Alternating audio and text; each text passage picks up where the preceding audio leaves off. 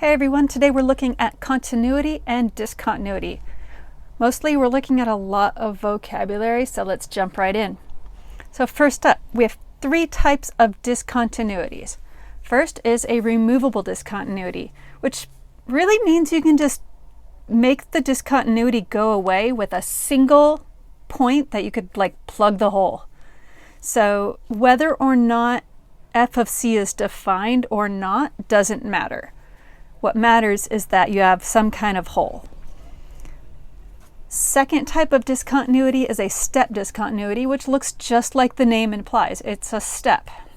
And it's not removable because you can't bridge that gap with a single point. Whether or not f of c is defined here also doesn't matter. The third type of discontinuity is an infinite discontinuity, which you have a vertical asymptote, and so on each side of that is going to infinity. It could be just on one side, but it's called an infinite discontinuity. So basically, when you're thinking of discontinuities, what really is going on is basically ask yourself this: could I draw this function without picking up my pencil? And technically speaking, I know you could argue, yeah, you could draw this first guy without picking up your pencil. That circle isn't really there, it's just illustrating the whole. So none of those graphs could be drawn without picking up the pencil, and that's what we're talking about with discontinuities. Okay. Another vocab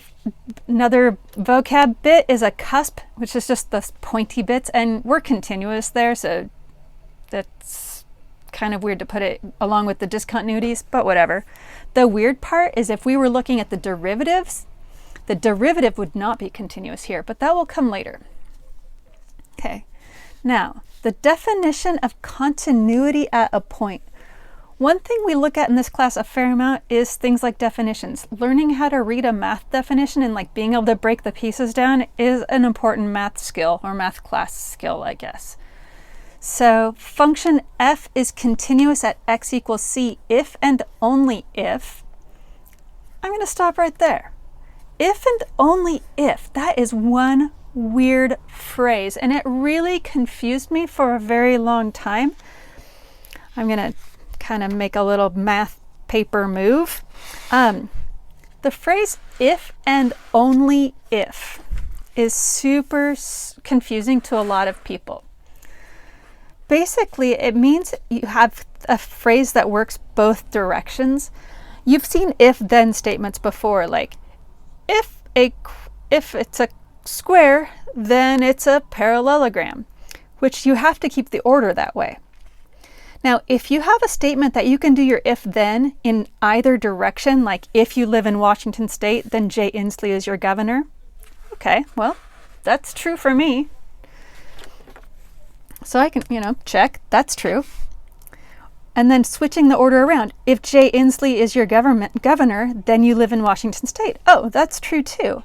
So we could rewrite both of these sentences as one single sentence. It's not a pretty sentence, but it gets the job done.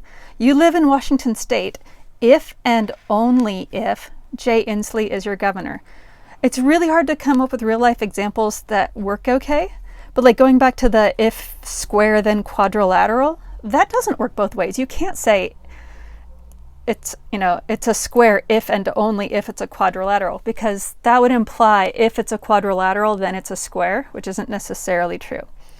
So that if and only if basically just means you can make it two if-then statements in both directions, and then you're like, oh, I'm just going to write it as one single thing. So now back to our definition about continuity. So continuous at C if and only if. So basically we're saying if continuous, then these three things, or if these three things, then continuous. So the three things, f of c exists. Like for example, in that first graph, f of c does not exist. We know right away that because of rule number 1 being broken, this function wasn't continuous at c. So number 1, f of c exists. Oh, the second graph, that works, f of c exists. The limit exists. Oh, that works too. So the limit as x approaches c, if this is a scale of 1 right there, the limit would be 1. But then step 3 states the limit has to equal the function at that point. So as you approach C, you need to equal f of C. So that second graph there on this removable discontinuity, like f of C might be 2, but the limit as x approaches C is 1. And since those two aren't equal to each other, we've broken rule number 3. So that's the definition of continuity at a point. Looking at this cusp, for example, f of C exists. Like f of C might be 3 if the scale is 1. The limit exists. It's 3 because we're heading towards 3. And those two equal each other. So yes, we know because of these 3 rules that we're continuous. Second definition, continuity on an interval. You can pretty much figure this one out. Basically, you're continuous on an interval if you're continuous for all the values of x in that interval. And then one little caveat on that is that at the endpoints of a closed interval, only one-sided limits need to equal the function value. We'll get into one-sided limits in a moment.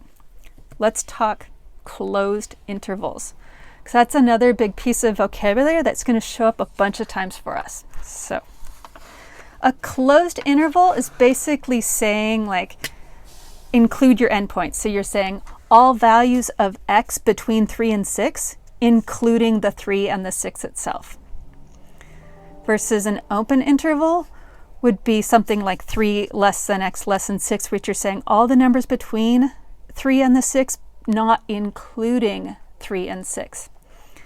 Sometimes rather than writing these long inequalities, people use what's called interval notation, which you may have seen before. If you see square brackets, this square bracket 3 comma 6 means all the values between 3 and 6, including the 3 and 6.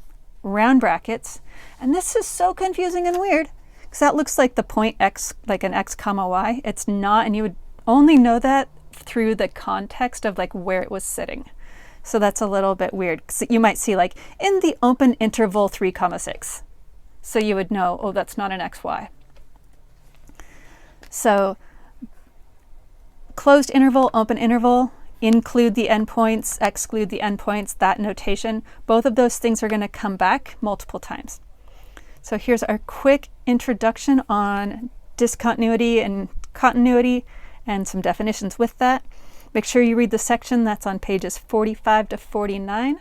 And next up is one-sided limits.